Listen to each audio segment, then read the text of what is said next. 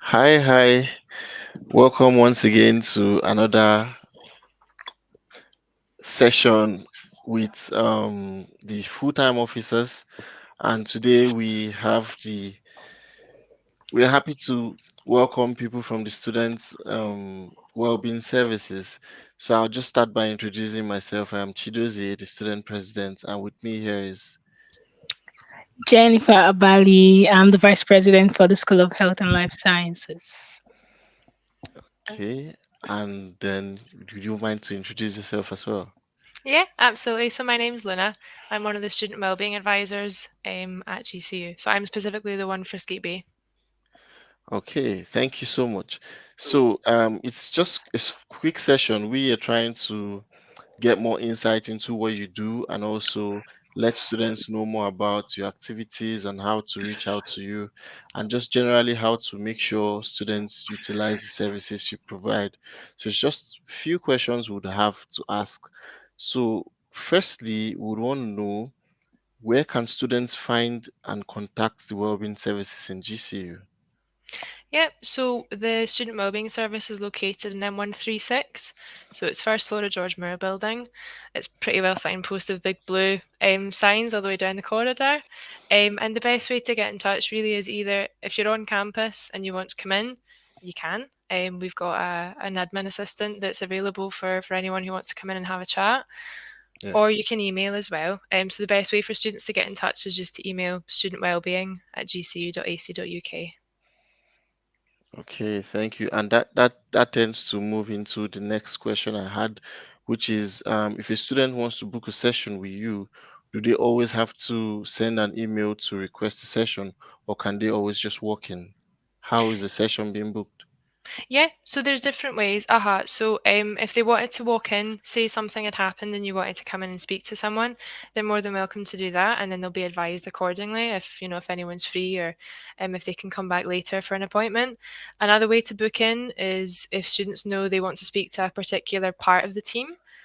We've got different ways of booking on our website. So, for example, if you want to book with counselling, there's a wee form that you can fill out on GCU's wellbeing service pages, specifically the page for counselling.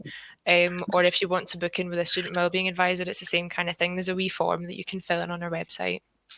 Oh, that's great. So they could either come in physically or fill in a form online. Yeah. Okay.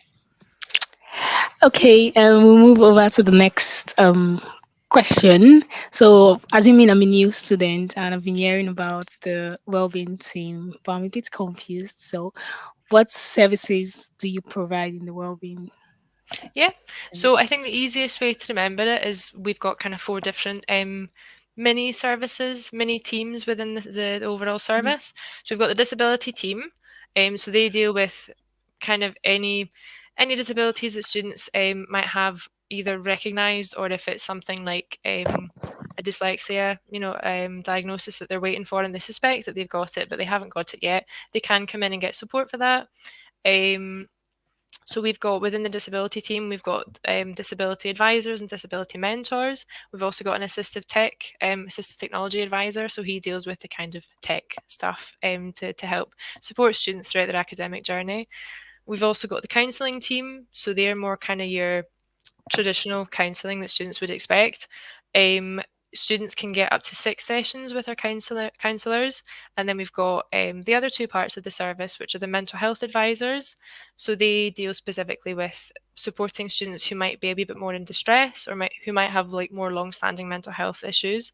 And then we've got the student wellbeing advisors. So we do more kind of support around general mental health and wellbeing.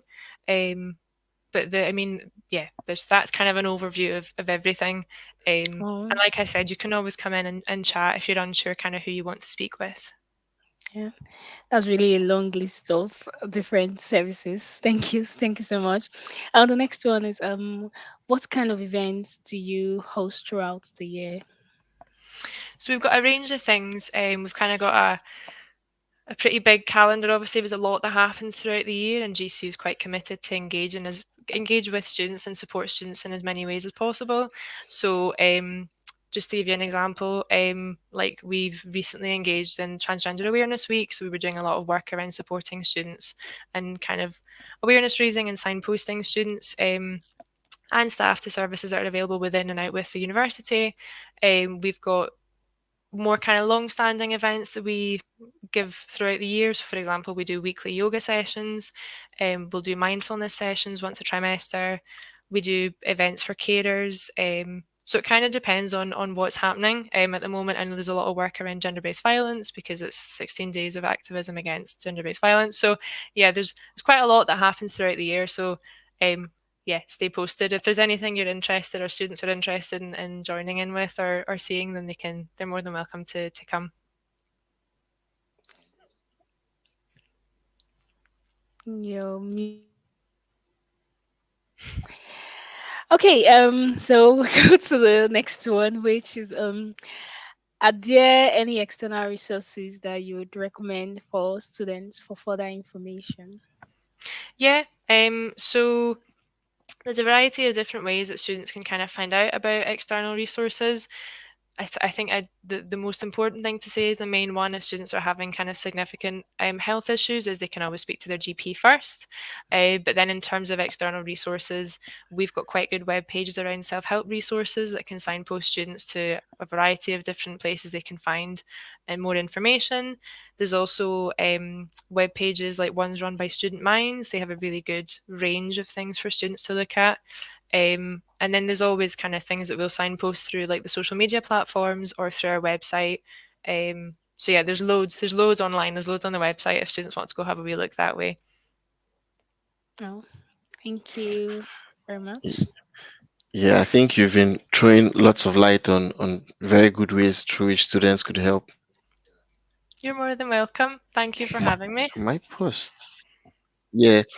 So I wanted to ask, if you were to give a recommendation, what would be your top tips for students to manage their physical and mental health while as students in GCU? Yeah.